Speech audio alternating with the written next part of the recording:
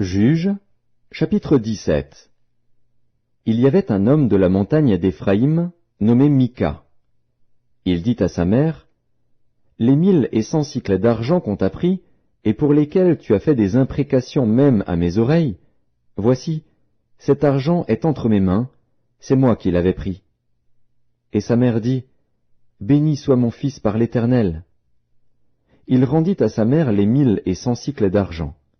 Et sa mère dit, « Je consacre de ma main cet argent à l'Éternel, afin d'en faire pour mon fils une image taillée et une image en fonte. Et c'est ainsi que je te le rendrai. » Il rendit à sa mère l'argent. Sa mère prit 200 cycles d'argent, et elle donna l'argent au fondeur, qui en fit une image taillée et une image en fonte. On les plaça dans la maison de Mika. Ce Mika avait une maison de Dieu. Il fit un éphod et des téraphins, et il consacra l'un de ses fils, qui lui servit de prêtre. En ce temps-là, il n'y avait point de roi en Israël. Chacun faisait ce qui lui semblait bon. Il y avait un jeune homme de Bethléem de Juda, de la famille de Juda. Il était lévite, et il séjournait là. Cet homme partit de la ville de Bethléem de Juda pour chercher une demeure qui lui convint. En poursuivant son chemin, il arriva dans la montagne d'Éphraïm jusqu'à la maison de Mika.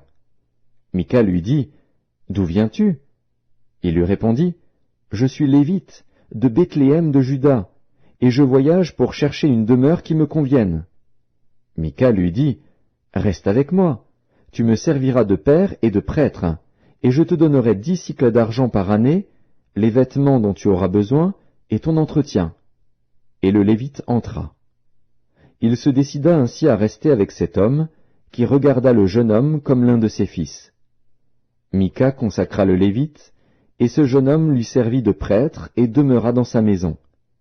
Et Mika dit, « Maintenant, je sais que l'Éternel me fera du bien, puisque j'ai ce Lévite pour prêtre. »